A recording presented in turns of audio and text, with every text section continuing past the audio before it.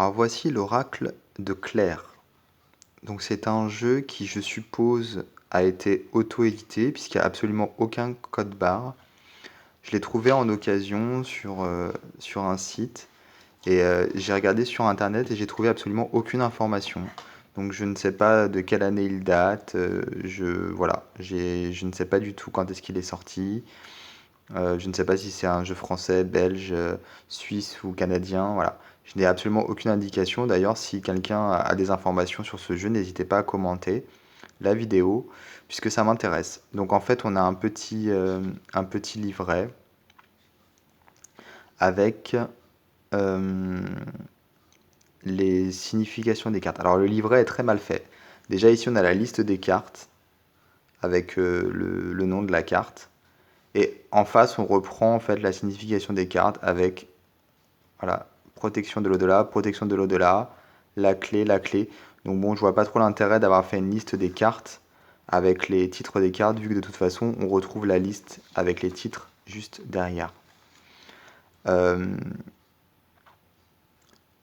le livret est très mal fait puisque on n'a pas franchement besoin d'indications de ce type. Par exemple, la carte numéro 1, protection de l'au-delà, une personne décédée vous protège. Bon, bah, c'est ce que ça veut dire.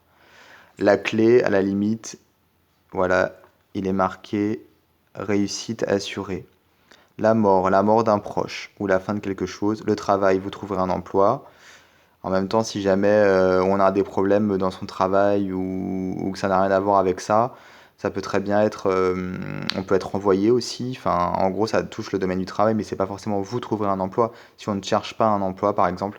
Donc, je trouve que les significations sont très réductrices et on s'en serait bien passé. Par exemple, la fille, naissance d'une fille.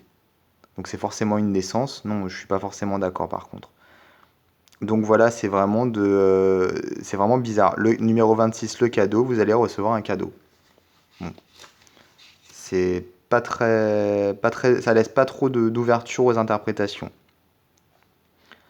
La numéro 31 ici, l'été indique la saison. D'accord? Au-dessus, le printemps indique la saison, c'est la même chose. Après, on a carrément des cartes comme la 50 et la 51 où il n'y a carrément pas de signification. La prison, il n'y a rien. La dispute ou contrariété, il n'y a rien non plus. Du coup, c'est très surprenant, je trouve. Et puis après, on a des méthodes de tirage, hein. C'est les méthodes de tirage qu'on connaît tous. Et puis après, il y a des exemples d'interprétation. Donc vraiment, le livret, pas terrible. Donc ça, c'est le côté négatif. Sinon, le jeu, donc le voici. Moi, il me fait penser un petit peu à l'Oracle G d'une certaine façon, même si les couleurs sont beaucoup plus douces. Et, euh, et donc, c'est un peu le même style, mais pas vraiment le même, la même atmosphère, on va dire. On a des couleurs beaucoup plus douces, une sorte de dessin au pastel ou au crayon à papier, crayon de couleur. Je trouve ça plutôt joli. Il y a un côté un petit peu innocent, un petit peu léger finalement, qui est plutôt agréable.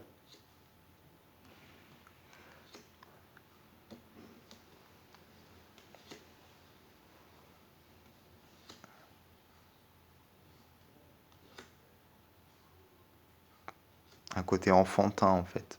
On dirait presque des dessins d'enfants, effectivement.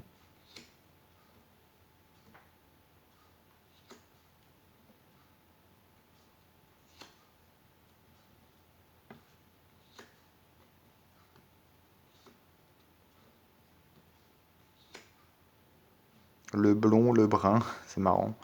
Parce que du coup, j'aurais plutôt écrit un homme blond. Mais voilà, c'est pour ça que je me demande si c'est vraiment un jeu français ou si c'est pas un jeu québécois ou je ne sais pas.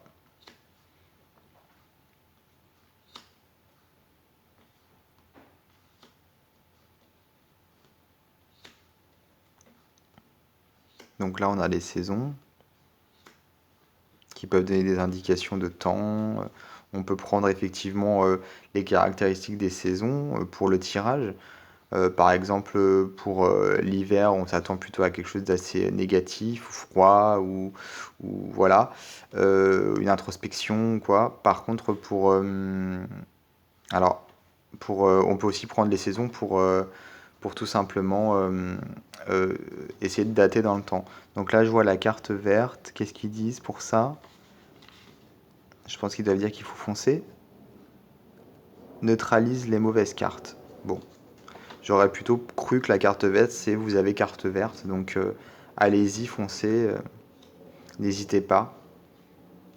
Et bon, c'est une carte qui neutralise finalement les autres cartes négatives. Les cartes négatives.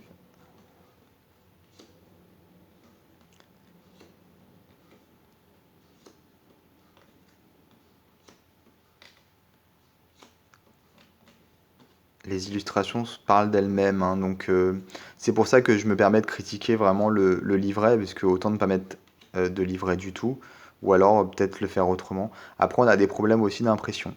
Là, par exemple, cette carte, j'ai pas vu celle d'avant si c'était pareil. A priori, non. Cette carte a vraiment un problème, puisque la bordure, ici, elle est trop large, et là, il n'y a plus de bordure du tout. Elle a été mal imprimée. Après, ça va, c'est qu'une seule carte. Donc, il y a 54 cartes. Alors, en termes de qualité, elles sont assez fines et elles sont plastifiées. Vraiment plastifiées, du coup, elles glissent très très mal. Et comme elles ont les coins qui sont pointus, ici bien anguleux, du coup, bah, elles ont tendance à s'abîmer à cause de la finesse de la carte et du coup, elles sont plus vraiment pointues à force. Voilà, mais bon, c'est quand même un petit trésor, puisque c'est un jeu, comme je disais, qui est extrêmement rare. On le trouve absolument nulle part, personne n'en parle. Donc je suis content de l'avoir trouvé et malgré tout, je le trouve assez original.